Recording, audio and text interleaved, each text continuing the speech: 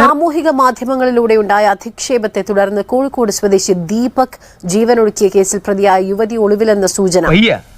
എനിക്ക് വയ്യ, ഞാൻ ഇന്ത്യ വിടുകയാണ്. വടകര സ്വദേശി ഷിംജിതയാണ് കേസെടുത്തതിന് പിന്നാലെ ഒളിവിൽ പോയത്. ഇപ്പൊ അണ്ടർഗ്രൗണ്ട് പോയില്ലെങ്കിൽ പോലീസ് എന്നെ നിരപ്പാക്കും. ഇവരെ അറസ്റ്റ് ചെയ്യാൻ കോഴിക്കോട് മെഡിക്കൽ കോളേജ് പോലീസ് നീക്കം തുടങ്ങിയിരുന്നു.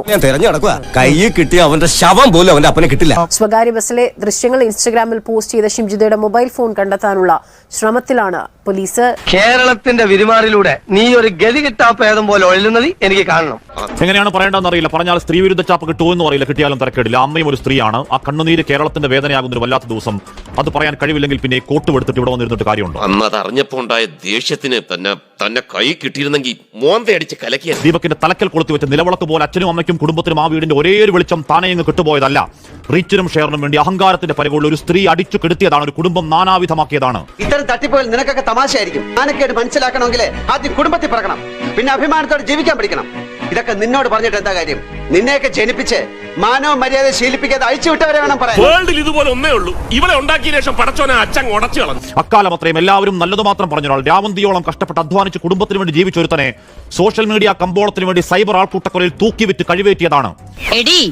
ഒരു കാലത്ത് നീ ഗുണം പിടിക്കില്ലടി. മുടിഞ്ഞു പണ്ടാറടങ്ങി കുത്തുവാള എടുത്തു പോട്ടെ നായിന്റെ മോൻ നശിച്ച് നാറാണക്കല്ലെടുക്കും. ആദ്യമായിട്ട് വീഡിയോ എറിച്ചില്ല. പിന്നെ ആ സ്ലോ മോഷൻ പല ആംഗിൾ എഡിറ്റ് ചെയ്ത് സാരോപദേശം തള്ളിക്കേറ്റിയ വീഡിയോ ഇന്നലെ അപ്പോൾ 27 ലക്ഷം പേര് കണ്ടെങ്കിൽ ഒരുത്തനെ പച്ചക്ക് വെട്ടിക്ക് ഇറച്ചി കഷ്ണം വിൽപ്പനയ്ക്ക് വെച്ചതിന്റെ കൂലിയാണ്. ഇവനൊക്കെ എന്ത് ചെയ്യണമെന്നറിയാവോ? വെടി വെച്ച് കൊല്ലണം. മാത്തച്ഛൻ എന്ത് പറയുന്നു? കഷായം ഗ്രീഷ്മയ്ക്കും കൂടത്തായി ജോളിക്കും വേണ്ടി വാദിച്ചവർ ഇവിടെയും ഒരു ഹാഷ്ടാഗ് അവൾക്കൊപ്പം ഉണ്ടാക്കി ഇറങ്ങുന്നുണ്ട്. സ്ത്രീപക്ഷ കാപട്യങ്ങളെ നാണമുണ്ടോ? കോൾ ഔട്ട് എന്നും പറഞ്ഞ് യഥാർത്ഥ പരാതികളെയും തൊലക്കലാണ് നിങ്ങളുടെ പണി.